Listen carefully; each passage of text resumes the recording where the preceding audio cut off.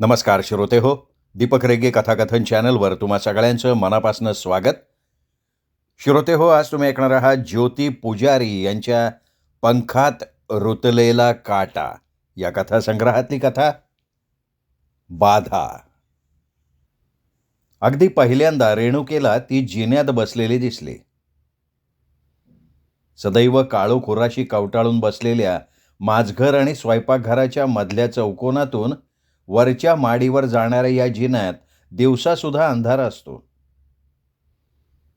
माडीवरची तिची खोली वगळता सगळ्या घरावर विचित्र अवकळा आलेली आहे. घरात एवढं लग्नकार्य झालं तरी घरावरची अवकळा काही पुसली गेलेली नाही.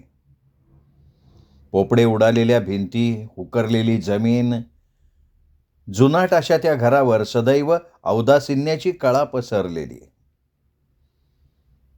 आधुनिक जगाचा स्पर्शही त्या घराला आणि घरातल्या माणसांना झालेलाच नाही.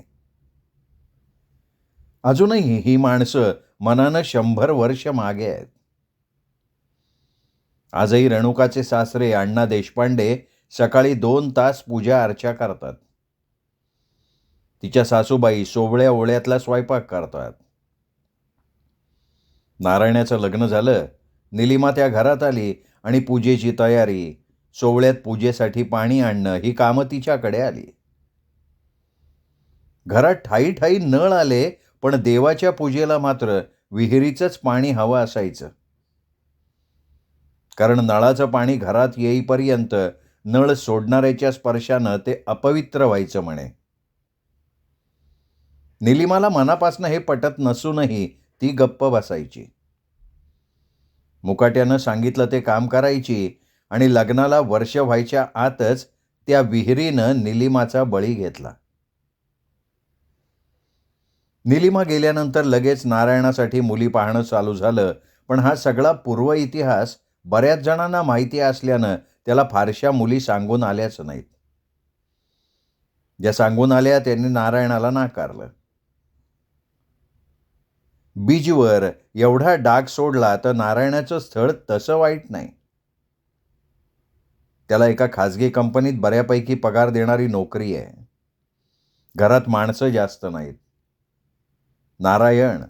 नारायणचे वडील अण्णा देशपांडे आणि त्याची आई एवढीच माणसं.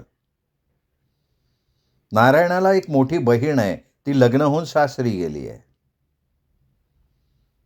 एकंदरीत बरं म्हणावं असं स्थळ.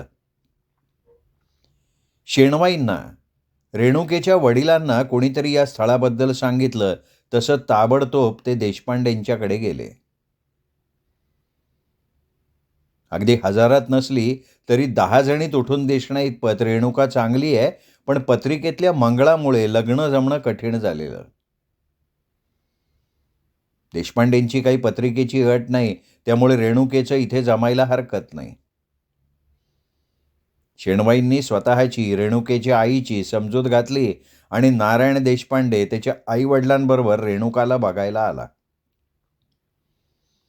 खरं सांगायचं तर रेणुकाला तो अजिबात आवडला नाही. एकूण देशपांडे मंडळींबद्दल तिचं मत काही चांगलं झालं नाही. नारायणाच्या आईचा आक्रसलेला चेहरा आणि उलट्या बाहुल्या असलेले मोठे डोळे बघताना रेणुकेच्या छातीत धडधडायला लागलं होतं. आवडला नसला तरी नारायणाशी लग्न करण्याशिवाय दुसरा पर्याय नव्हता. रेणुका मुकाट्यानं बोहल्यावर चढली आणि देशपांडेंची सून झाली. सत्यनारायणाच्या दुसऱ्या दिवशी शेणवाई लेकीला मांडवपरती करता न्यायला आले. तिच्या सासूनं तिला सकाळी जाऊन संध्याकाळी परतायचं या अटीवर पाठवली आणि रेणुकेला आपल्या नव्या आयुष्याचाच अंदाज आला. त्या घरात वावरताना सतत कोणीतरी आपल्या आसपास वावरतंय, कोणाचे तरी डोळे आपल्याकडे रोखून बघतायत, असा भास व्हायचा रेणुकाला एकसारखा. एखादी गूढ सावली या घरावर पसरलेली असल्यासारखं तिला वाटायचं. निलिमाच्या अपघाती मृत्यूचं सावट त्या घरावर पसरलेलं असावं. एक मात्र विशेष होतं, त्या घरात आजपर्यंत कधीच तिचा विषय निघाला नाही. निलिमाचा एखादा फोटो, तिच्या वस्तू, तिचे कपडे काहीही घरात नव्हतं. जणू ती या घरात कधी वावरलीच नसावी. तिच्या अस्तित्वाच्या सगळ्या खुणा कसोशीनं पुसून टाकलेल्या. वर्षभर ती या घरात वावरली, तिने नारायणाशी संसार केला. तिच्या अस्तित्वाची एकही खूण या घरात नसावी? का तिच्या जाण्याची प्रतीक्षा होती या घराला? ती खरंच पाय घसरून विहिरीत पडली की कधी एकटी असताना रेणुकेच्या डोक्यात सतत हेच विचार पिंगा घालत राहायचे. कशी असेल ती दिसायला? काळी, सावळी का गोरी? किती आणि काय भोगावं लागलं असेल तिला या वास्तूत? किती तरेवाईक आहेत या घरातली माणसं. सासूचे ते चेटकिणीसारखे डोळे सतत तिच्या हालचालींवर रोखलेले असत. नारायणाच्या बाबतीत असंच म्हणायला हवं, त्याचेही डोळे. सासऱ्यांचे डोळे ठीक आहेत, पण नजर. असं वाटतं की ते आपल्या आरपार बघतायत. त्यांच्या नजरेत उमटलेली लालसा, वासना तिच्या लक्षात आली तेव्हापासनं ती शक्यतोवर त्यांच्या समोर जायचं टाळते. पण इनमीन 3 माणसांच्या त्या कुटुंबात त्यांना टाळायचं म्हटलं तरी जमत नाही. समोर जावंच लागतं. नारायणाला हे कळलं नसेल का? आणि आई? त्यांच्या लक्षात खरं तर हे कधीच आलेलं असणार. या घरात प्रवेश केला तेव्हापासनं आजपर्यंत एकदाही त्या रेणुकेशी कधी हसून मोकळेपणानं बोलल्याच नाहीत. नारायणाशी लग्न करण्यात आपण फार मोठी चूक केली. एका विलक्षण अशा चक्रात आपण सापडलो.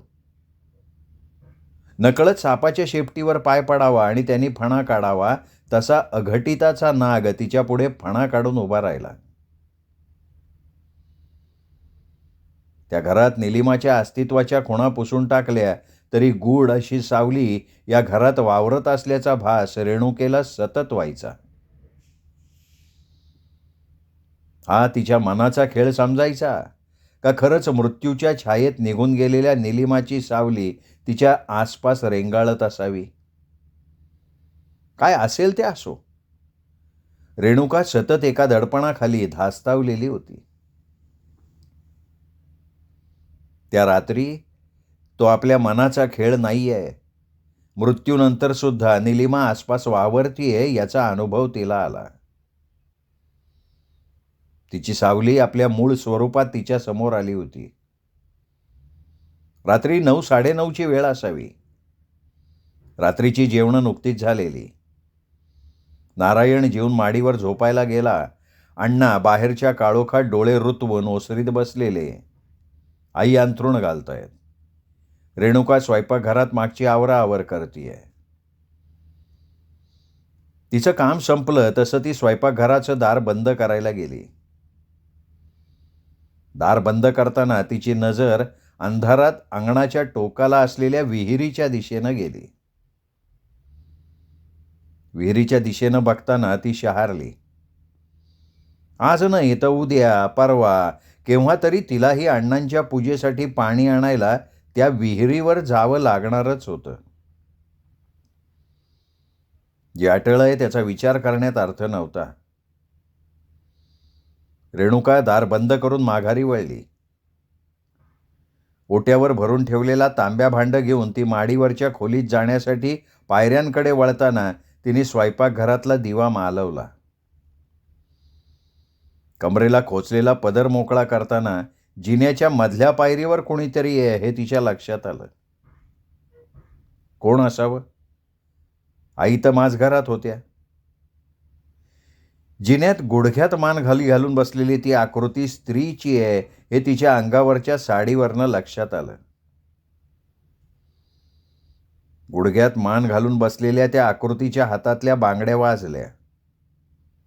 कोण आहे? कोण बसलंय तिथे? रेणुका घाबरून ओरडली. तिच्या आवाजासरशी त्या गुडघ्यात खुपसलेली तिची मान हळूहळू वर झाली. जिन्यातल्या मंद प्रकाशातही तिचे लकाकणारे डोळे, कपाळावरचं ठसठशीत कुंकू स्पष्ट दिसलं.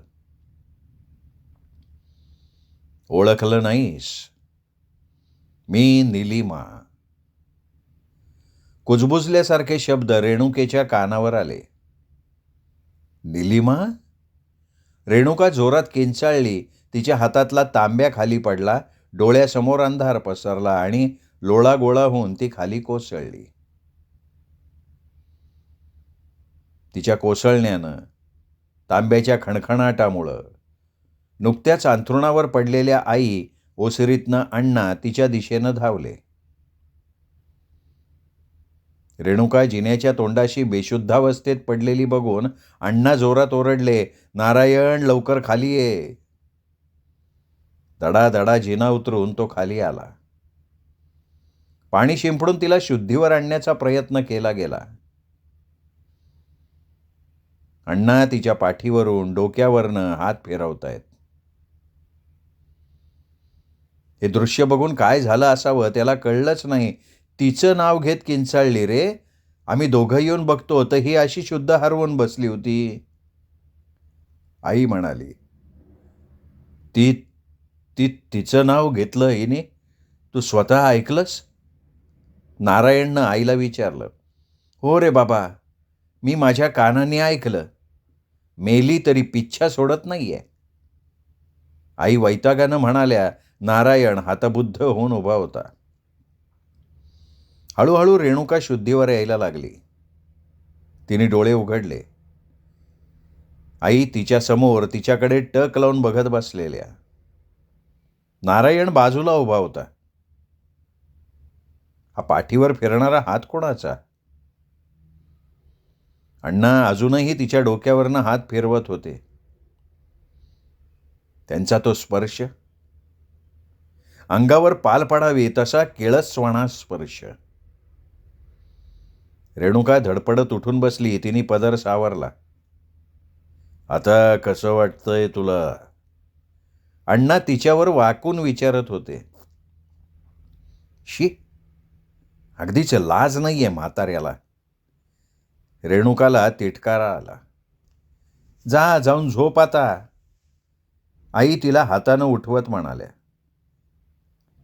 जिन्याकडे पाहताना तिला आठवलं, जिन्यात बसलेली निलिमा. तिचे ते ओळखलं नाही का मला हे शब्द आठवले.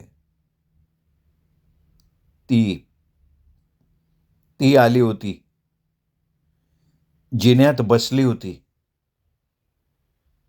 रेणुकेच्या मनातल्या संतापाची जागा पुन्हा भीतीनं घेतली. हे बघ, कोणी आलं नाही आणि गेलं नाही. भास झालाय तुला. आम्ही एवढी वर्ष इथे राहतोय, आम्हाला कधी कोणी दिसलं नाही. आणि तुलाच कशी दिसली? उगाच नसती नाटकं करू नको. मुकाट्यानं झोपायला जा. आई तिच्या अंगावर ओरडल्या. अहो पण मी तिला बघितलंय, रेणुका म्हणाली. रेणुका, आईने काय सांगितलं कळलं नाही का? लग्नानंतर पहिल्यांदाच नारायण एवढं एक वाक्य बोलला. इथे कुणाला काही सांगण्यात अर्थच नव्हता. सगळ्यांनी तिलाच मूर्खात काढलं. नारायणाच्या मागे जिना चढताना, त्या पायरीवर पाय ठेवताना नकळत तिची नजर ती बसली होती त्या पायरीकडे वळली, पण पायरीवर कोणीच नव्हतं. त्यानंतर रेणुकाच्या दुर्दैवाचे दशावतार सुरू झाले. आईंची जिव्हारी लागेल अशी बडबड वाढली. कामं करायला नको म्हणून ही नाटकं. एवढ्या शिकल्या सवरल्या मुलींना एवढी सुद्धा अक्कल नसावी का? निलिमाला झालेला अपघात हा अपघात नाही, तो सरळ सरळ खूनच. ती पाय घसरून पडली नाही, तिला ढकलली असणार. रेणुका मनात समजून चुकली. पण कशासाठी केलं असणार हे सगळं? हुंड्यापायी का अजून काही कारण? तिला अण्णांची ती नजर आठवली आणि ती शहारली. हळूहळू आईंनी घरकामातनं स्वतःचं अंग काढून घेतलं. लग्नानंतर पहिल्यांदा त्या दिवशी सोवळ्यातली साडी नेसून रेणुका पूजेचं पाणी आणायला विहिरीवर गेली. धडधडत्या छातीने तिने कळशीला दोर बांधला, कळशी विहिरीत सोडली. कळशी पाण्यात बुडाल्याचा चुबुक चुबुक आवाज झाला. थोडी जड वाटायला लागली तशी ती कळशी ओढायला लागली, पण कळशी वर ओढली जाईना. ती कशात तरी अडकल्यासारखी वाटत होती. रेणुकानं भीत भीत विहिरीत डोकावून बघितलं. काठोकाठ भरलेली कळशी पाण्यावर तरंगत होती. पाहता पाहता पाणी घुसळलं गेलं आणि पाण्याच्या तळातनं एक चेहरा हलके तरंगत आला. तेच लकलकते डोळे, ठसठशीत कुंकू. तिचा पूर्ण चेहरा समोर आला. नाजूक हसरी जीवणी.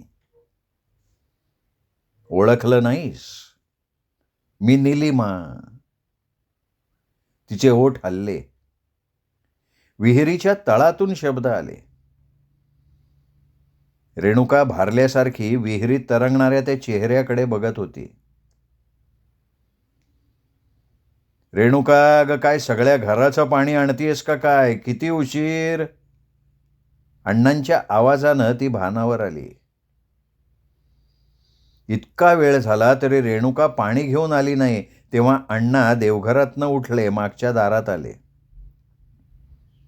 विहिरीत डोकावून पाहणाऱ्या रेणुकाकडे बघताना नकळत मनात केल्या कृत्याच्या आठवणींना जाग आली.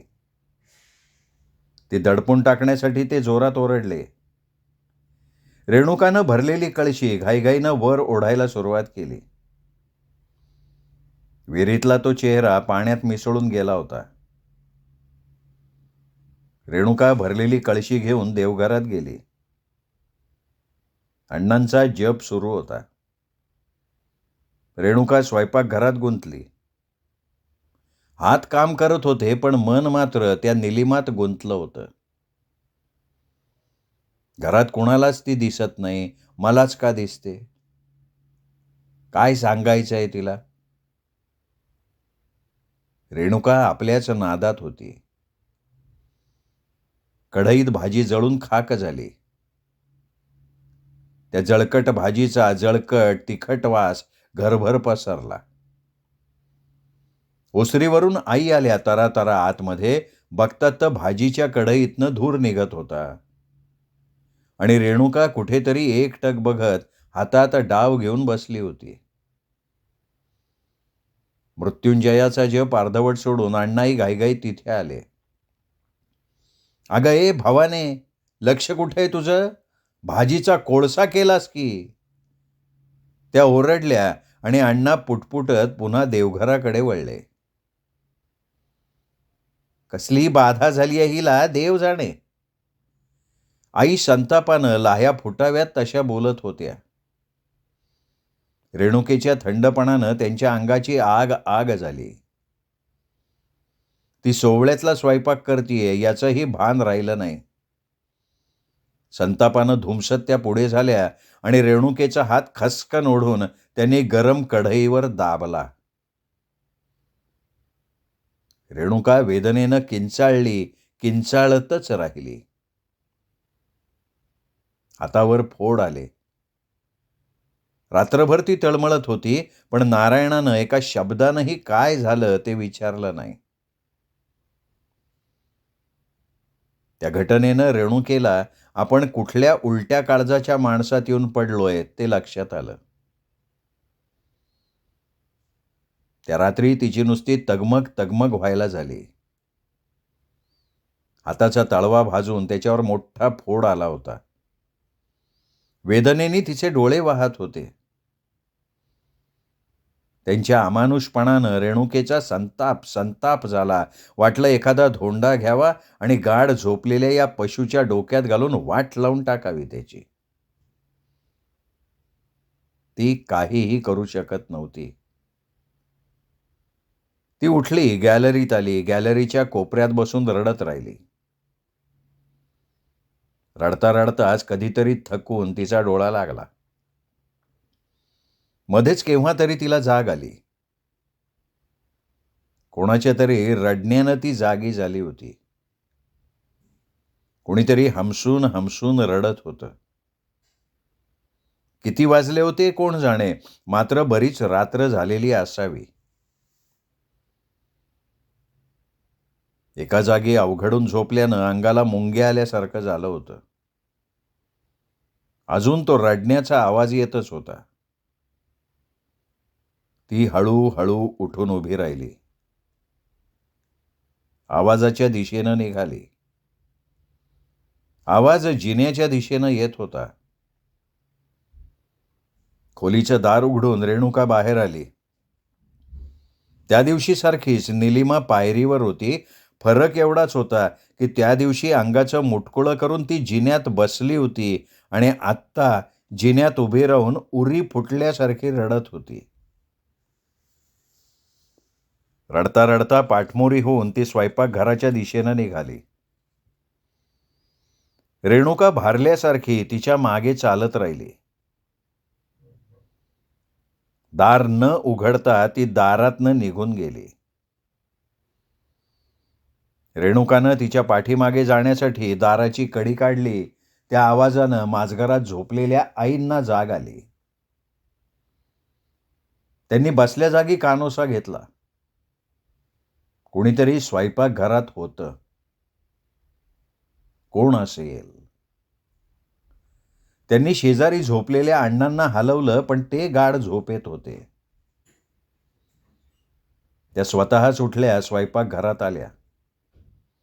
बघितलं तर मागचं दार उघडं होतं आणि रेणुका दारातनं बाहेर पडत होती. क्षणभर त्यांना काय करावं कळेना. त्यांनी घाईघाईने पुढे होऊन रेणुकेच्या खांद्यावर हात ठेवला. रेणुकेला घेऊन त्या घरात आल्या. मागचं दार घट्ट बंद केलं. रेणुका अजूनही त्या बंद दाराकडे बघत भारावल्यासारखी उभी होती. रेणुका, कुठे निघाली होतीस एवढ्या रात्री?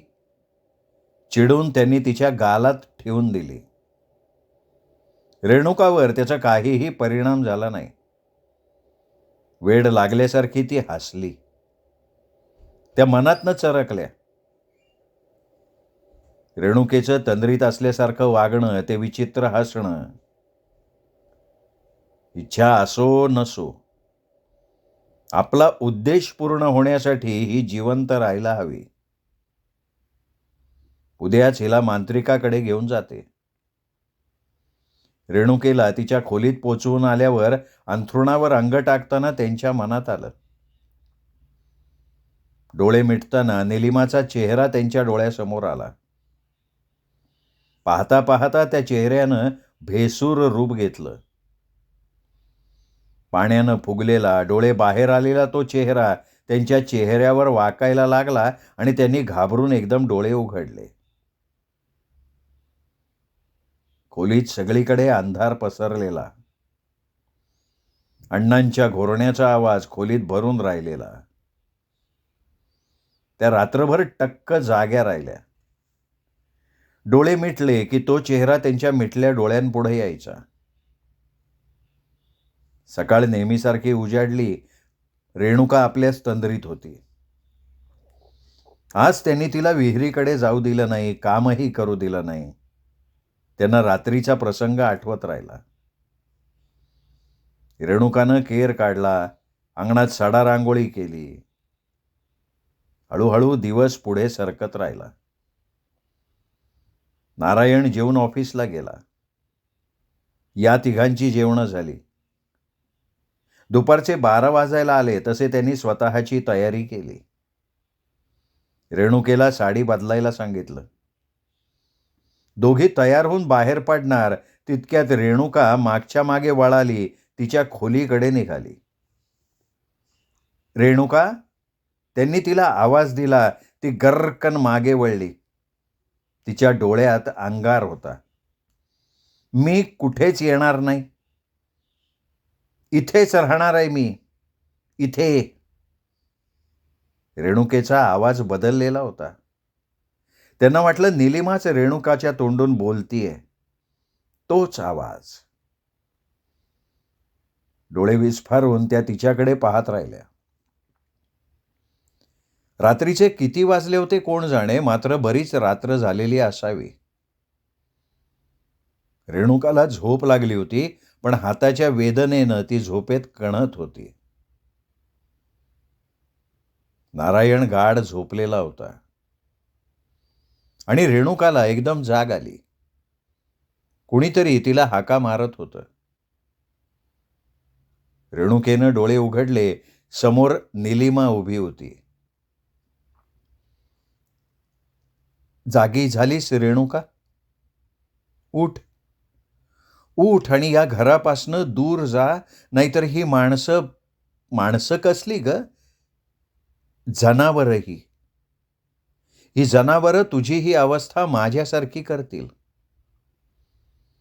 त्याआधी तू या चक्रातून स्वतःला सोडवून घे, नाहीतर माझ्यासारखा तुझाही जीव घेतील ग हे लोक.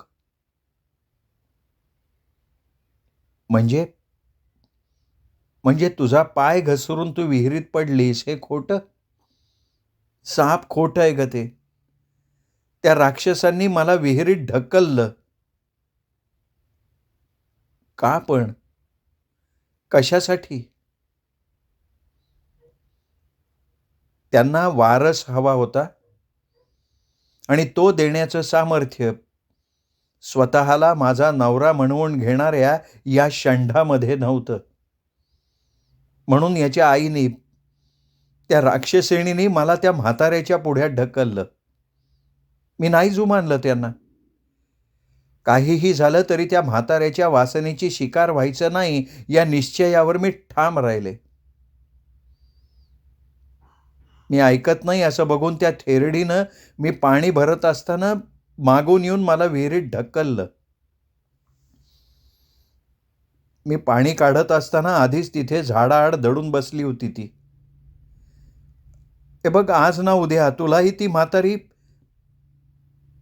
नाही, मी नाही असं होऊ देणार. वाघाच्या गुहेत शिरली आहेस तू. वाघाच्या गुहेत शिरल्यावर मागे परतण्याची वाट बंद झाली आता. तुझी सुटका तुलाच करून घ्यायला हवी. उठ उठ उठ, विचार नको करूस. चल, ये माझ्या मागे ये, चल. निलिमा हळूहळू खोलीच्या दाराकडे वळली. कालच्यासारखंच मागचं दार उघडून रेणुका मागच्या अंगणात निघाली. त्यावेळी सगळं घरदार झोपेत होतं. रेणुका अंधारात विहिरीच्या दिशेनं निघाली. विहिरीच्या कठड्यावर उभी असलेली निलिमा तिला खुणावतीये. श्रोते हो, तुम्ही ऐकत होतात ज्योती पुजारी लिखित बाधा ही कथा. कथा तुम्हाला आवडली असेल, हा कथेचा व्हिडिओ लाईक करा, कमेंट करा. ही कथा आपल्या कथाप्रेमी मित्रपरिवारात, नातेवाईकात शेअर करा आणि भेटत राहा उत्तमोत्तम लेखकांच्या उत्तमोत्तम कथा कादंबरी ऐकण्यासाठी दीपक रेगे कथाकथन चॅनलवर. नमस्कार श्रोते हो.